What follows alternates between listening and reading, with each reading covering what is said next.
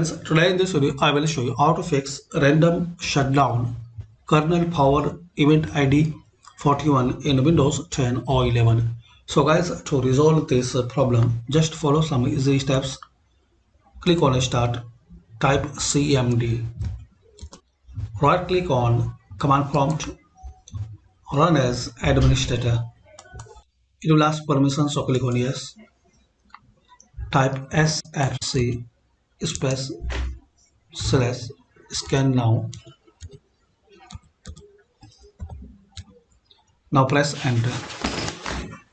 Now wait till this procedure will be complete.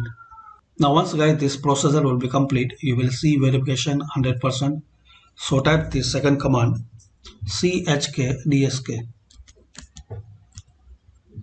Now type /f space /r. Now press enter.